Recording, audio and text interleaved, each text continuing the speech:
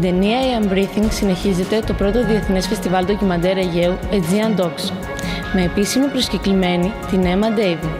Στο ντοκιμαντέρ ο Neil, γράφοντας μέσα από το προσωπικό του blog, προσπαθεί να κάνει γνωστή την νόσο του κινητικού νευρώνα από την οποία πάσχει και να γράψει μία επιστολή για το γιο του, έχοντας μόλις 5 μήνες υπόλοιπο ζωής.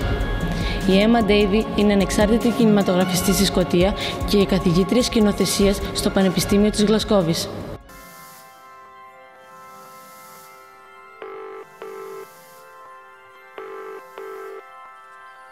If you're approaching the end of your contract and would like to discuss your options, press 4. Yeah, go through the whole automated bit. Got to an operator. Hello, sir. I hear you're wanting to disconnect.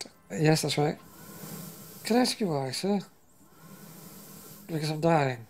So Neil was a friend of the co-director Mytilene, who's a fiction filmmaker and was a good friend of mine. And she asked me if I was interested in making a film about Neil, because Neil wrote this incredibly articulate and honest blog, which he dictated by using his mouth because he was just paralysed from the neck down.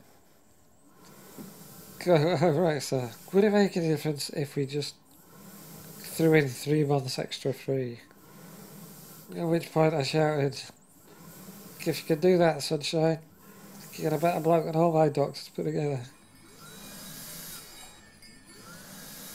It's a very interesting question of whether focusing just on the main character and not asking other people to contribute what they felt about him is a way of getting closer to him. We had a big challenge with this because actually we had the most fantastic footage of his wife talking about her experience of that time. But in the end, we decided that actually Neil's words were what had to hold the whole story, because actually the fact that he managed to speak was such an achievement for him, because it was all he could do. He couldn't move his arms, he couldn't move his legs. Speaking was everything that gave him the ability to reach people and to touch people. So if we gave that power of speech to someone else, it took away from his achievement in being able to speak somehow. So it was really important that the words were his.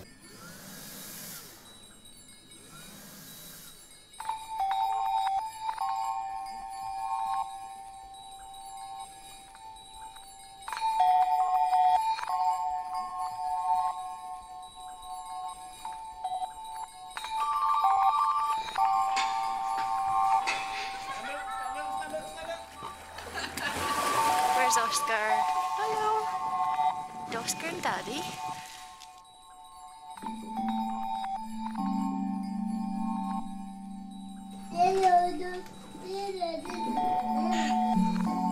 No, we weren't there all the time.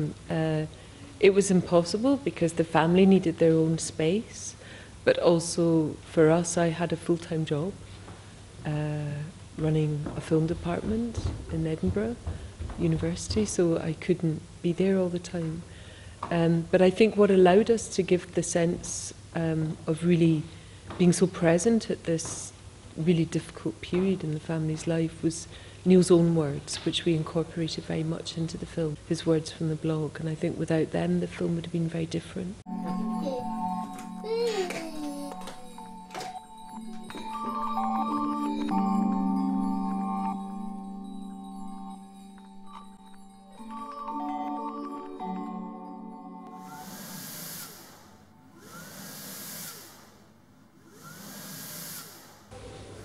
I think people who don't appreciate documentary maybe haven't seen enough, because there are as many different types of documentary as there are people.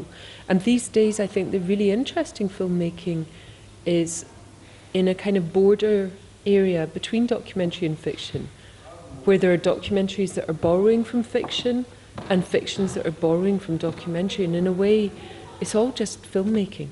I don't think there really is such a sharp distinction. I think people go to the cinema to see a good film. They don't go to see either a documentary or fiction. I think, for example, with a film like Senna or Searching for Sugar Man, people just went because they heard it was a good moving film, not because it was a documentary.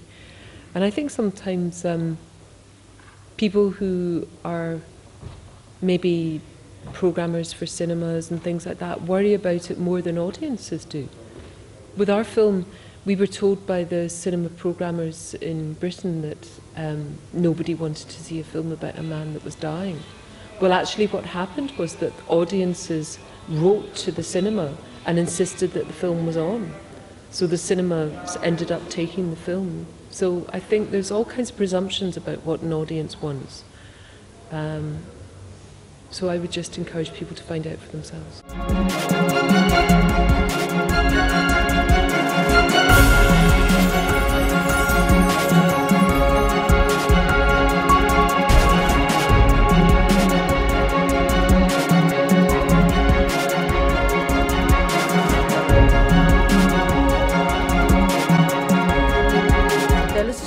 Στο Embriden, οι θεατές είχαν την ευκαιρία να συνομιλήσουν με τη σκηνοθέτη Emma Davie και να της κάνουν ερωτήσεις σχετικά με το ντοκιμαντέρ.